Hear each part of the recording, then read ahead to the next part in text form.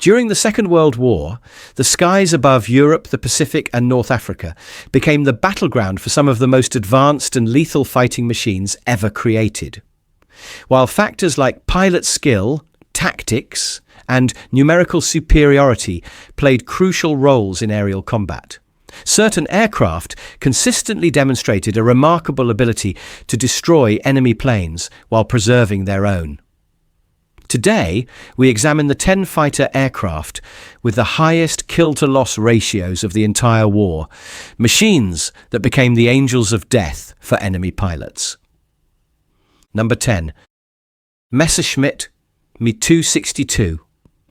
The Messerschmitt Me-262. Entering service in mid-1944, the Me-262 was a revolutionary aircraft that could reach speeds of 540 miles per hour, nearly 100 miles per hour faster than any Allied fighter. Armed with four 30mm cannons and optional R-4M rockets, it was a devastating interceptor.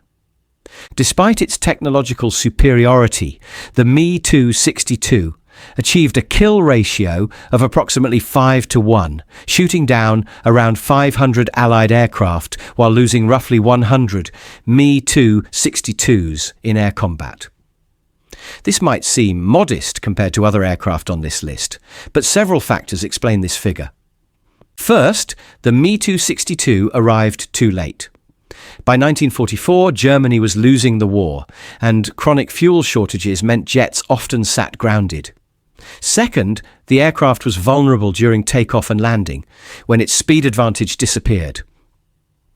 Allied fighters learned to patrol German airfields, catching Me-262s at their most vulnerable moments. Third, engine reliability was poor. The Jumo 004 turbojets had a lifespan of just 10 to 25 hours before requiring replacement. Nevertheless, in the hands of experienced pilots like Adolf Galland and Johannes Steinhoff, the Me-262 proved nearly untouchable in combat. It represented the future of aviation, a future that came too late to save the Third Reich. Number 9. Lockheed P-38 Lightning. The distinctive twin-boom P-38 Lightning was one of the most recognizable American fighters of the war. Scoring 3,785 confirmed kills across all theaters with a collective kill ratio of 7-to-1, the Lightning excelled, particularly in the Pacific theater, where its long-range and twin-engine reliability proved invaluable over vast ocean distances. The P-38 was the Mount of America's top two aces, Richard Bong with 40 kills, and Thomas Maguire with 38 kills, both achieved exclusively in the Pacific. The aircraft's concentrated nose armament, 450 caliber machine guns, and 120mm cannon eliminated the convergence problems of wing-mounted guns, making it deadly accurate. In April 1943, P-38 Lightnings carried out one of the war's most famous aerial intercepts, Operation Vengeance. Flying at extreme range, they shot down the transport carrying Admiral Isoroku Yamamoto, architect of the Pearl Harbor attack, over Bougainville.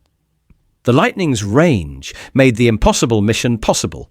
However, the P-38 faced challenges in the European theatre: high-altitude performance issues, cockpit heating problems, and compressibility in dives limited its effectiveness against the Luftwaffe. Nevertheless, its overall contribution to Allied victory, particularly in the Pacific, was substantial. Number 8. Republic P-47 Thunderbolt. The Republic P-47 Thunderbolt, affectionately known as the Jug, was the heaviest single-engine fighter of the war, weighing over 7 tons fully loaded. In the European theatre, particularly with the 8th Air Force, P-47s achieved approximately a 7.5-to-1 kill ratio. What the Thunderbolt lacked in elegance, it made up for in raw power and durability. Its massive Pratt & Whitney R2800 engine produced 2,000 horsepower, and its rugged construction could absorb tremendous battle damage. Pilots loved the P-47 for bringing them home when other aircraft would have fallen from the sky. The Thunderbolt was armed with 850 caliber machine guns, the heaviest fighter armament in American service, giving it devastating firepower.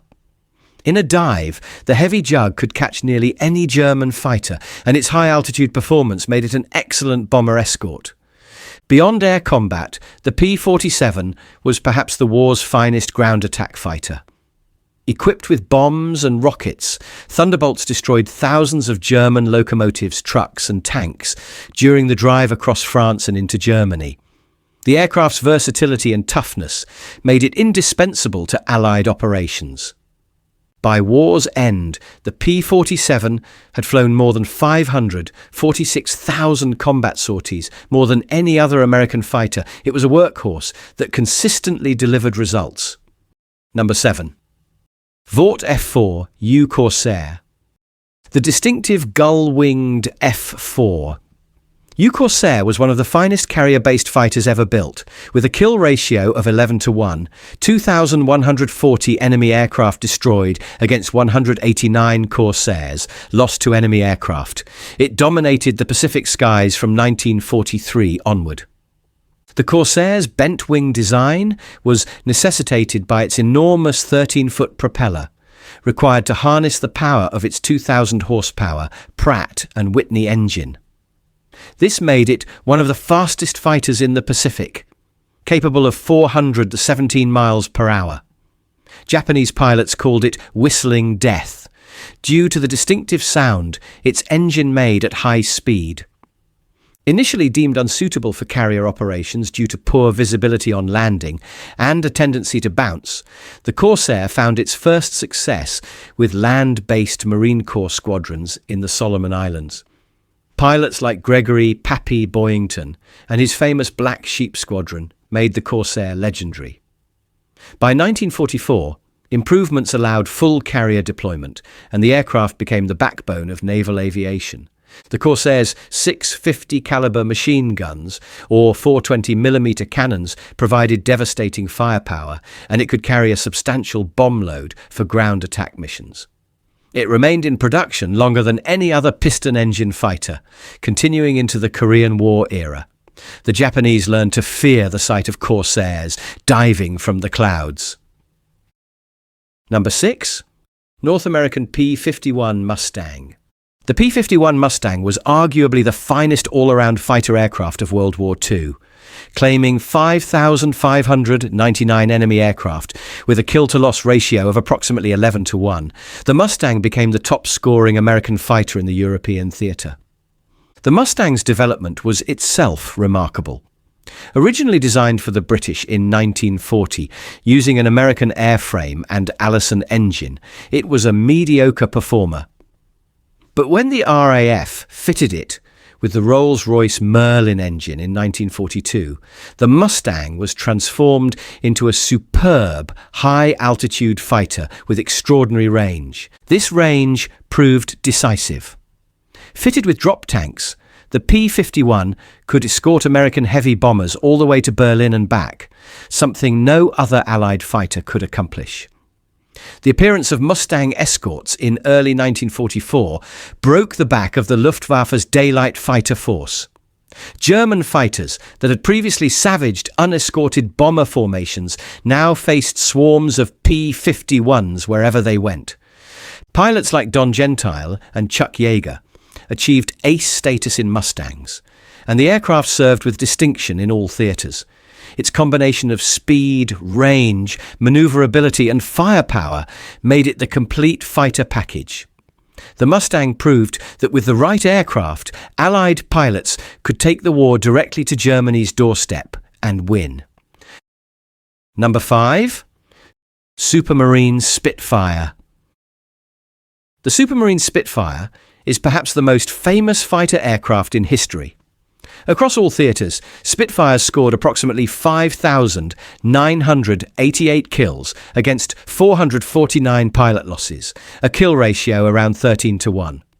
More than statistics, the Spitfire became a symbol of British defiance during the nation's darkest hour. Designed by R.J. Mitchell, the Spitfire combined elegant elliptical wings with a powerful Rolls-Royce Merlin engine, creating an aircraft that was both beautiful and deadly. During the Battle of Britain in 1940, Spitfires and Hurricanes fought desperately to prevent German air superiority over southern England. While Hurricanes destroyed more bombers, Spitfires engaged the Luftwaffe's Bf 109 fighters on equal terms, something no other Allied fighter could do at that time. The Spitfire's greatest strength was its continuous development. From the early Mark I through the late war, Mark 14 and Griffon engine variants, the Spitfire evolved to meet every challenge. Each Mark increased speed, climb rate and firepower while maintaining the aircraft's legendary handling characteristics. Pilots described flying the Spitfire as poetry, responsive, forgiving and deadly. The Spitfire served in every theatre, from Malta to North Africa, from the D-Day beaches to Burma. It shot down more enemy aircraft than any other British fighter and remained competitive throughout the entire war. For the British people, the Spitfire represented survival, defiance, and eventual victory. Number 4. Curtiss P-40 Warhawk. The Curtiss P-40 Warhawk achieved a kill ratio of approximately 18-1, though this figure remains contested by historians.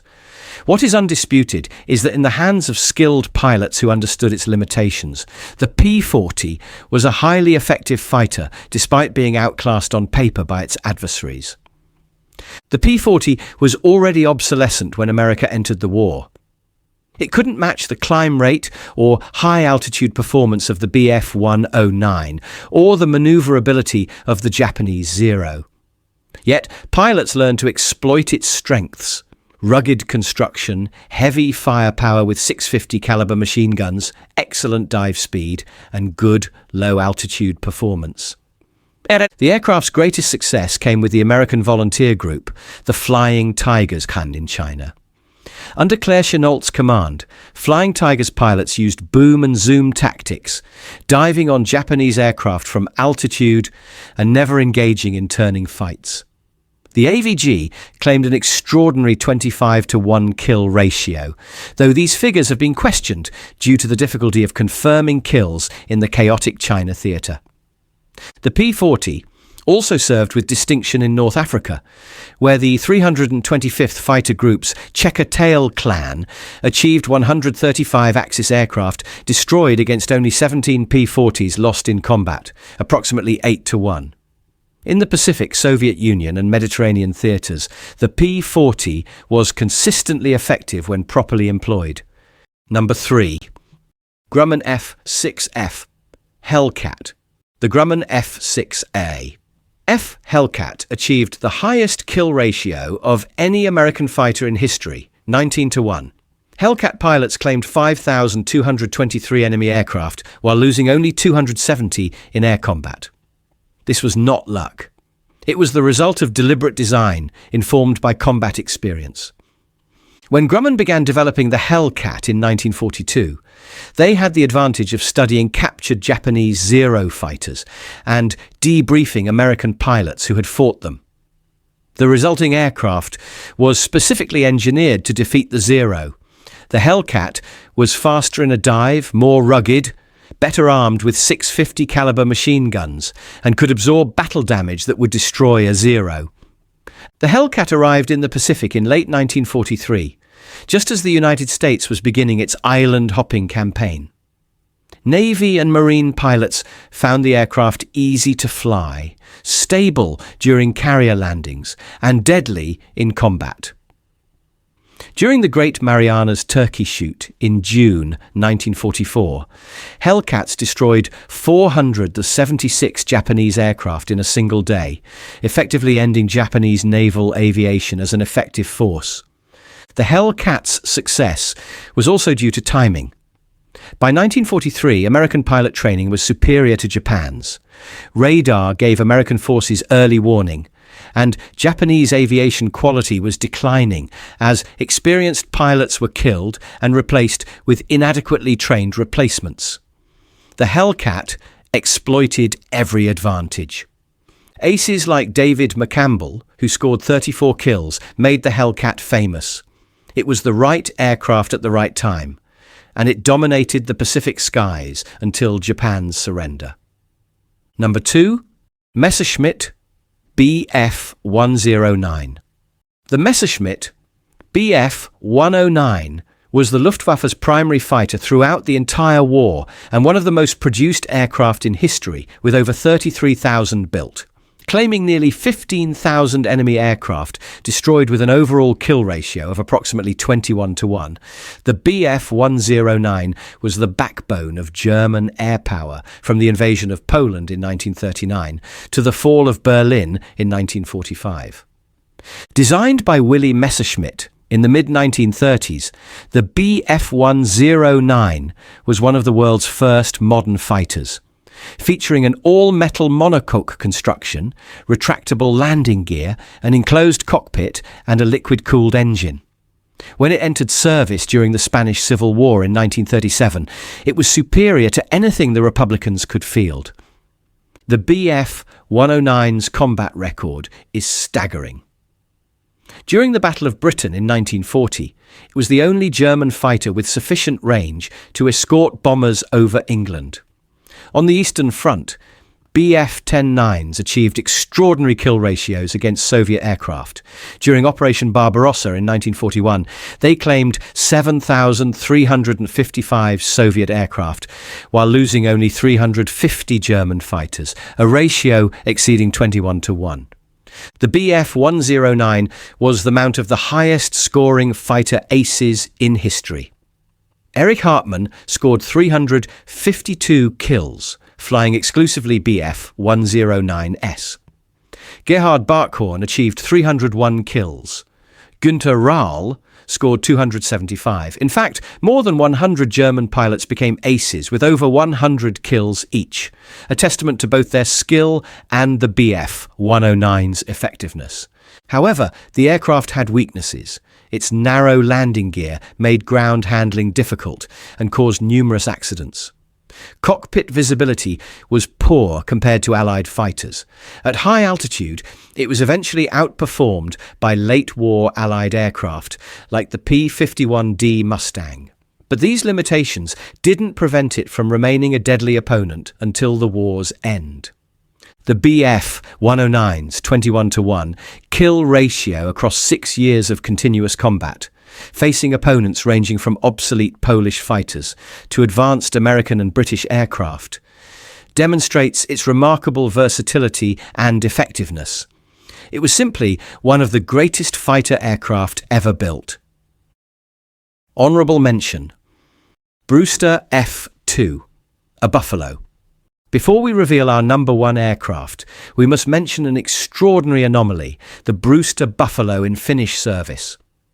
Finnish pilots achieved an astounding 477 Soviet aircraft kills against only 19 Buffaloes lost in combat, a ratio of 26-1. This is remarkable because the Buffalo was considered obsolete and performed poorly in American, British and Dutch service. At the Battle of Midway, Marine Corps Buffaloes were slaughtered by Japanese Zeros. So what made the difference in Finland? First, Finnish pilots were elite, often experienced veterans with excellent training and tactical discipline. Second, they faced inexperienced Soviet pilots flying inferior aircraft, particularly in 1941 and 1942 during the Continuation War. Third, the Finns operated over familiar territory, often near their own airfields. Fourth, Finnish maintenance was exceptional, keeping aircraft in better condition than their American or British counterparts. The Buffalo's success in Finnish hands demonstrates that aircraft performance is determined not just by the machine, but by the skill of the pilot, the quality of the opposition, and tactical circumstances.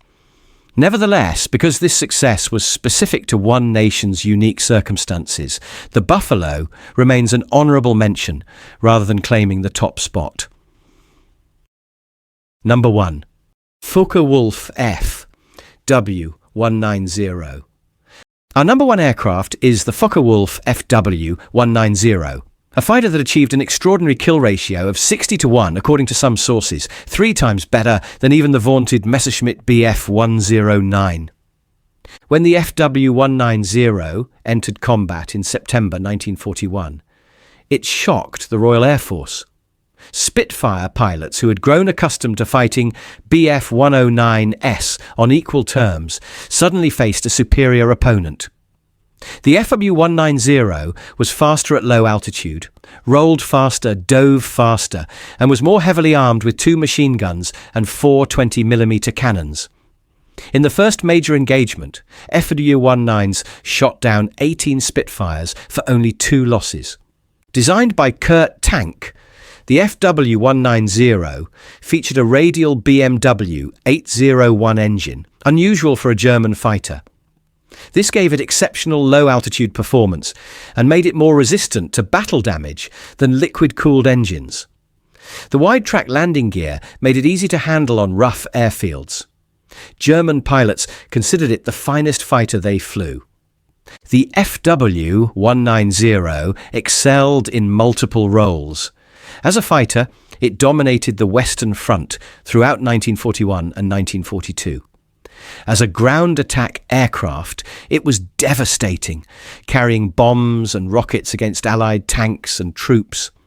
Specialized variants like the TAR-152 high-altitude interceptor and the FW-190D Dora long-nose version with a liquid-cooled engine pushed performance even further. However, we must note that the 60-1 figure is disputed by some historians. Detailed operational records show more modest ratios at specific times, around 9-1 in 1941, declining to 5-1 by 1943, and actually suffering heavy losses by late 1944 as Allied numerical superiority became overwhelming. The true overall ratio was likely lower, perhaps 5-9-1 across the entire war. Nevertheless, at its peak, the FW190 was arguably the most complete fighter aircraft of World War II, combining speed, firepower, ruggedness, and versatility in one package. German aces like Otto Kittel scored over 200 kills flying primarily the FW190. It remained competitive until the end of the war, and only Germany's collapsing industrial base and fuel shortages prevented it from being even more decisive. The FW190 represented German engineering at its finest, a thoroughbred fighter that earned the respect and fear of every Allied pilot who faced it. These aircraft represent the pinnacle of World War II fighter design. From the revolutionary Me-262 jet to the legendary FW-190, each aircraft had unique characteristics that made it deadly in combat. These kill ratios tell a story of technological innovation, pilot skill, tactical evolution, and the brutal mathematics of aerial warfare. Nevertheless, these 10 fighters earned their places in history through combat results. They were the aircraft that ruled the skies, protected their nations, and decided battles. The men who flew them, American, British, German, and Finnish, displayed courage and skill regardless of which side they fought for. The legacy of these aircraft extends beyond World War II. Their designs influenced post-war aviation, and lessons learned from their combat performance shaped fighter development for decades. Even today, these warbirds remain objects of fascination, symbols of a time when the fate of nations was decided in dogfights above the clouds. What do you think was the deadliest fighter of World War II? Leave your comments below. Don't forget to subscribe and click the notification bell for more World War history.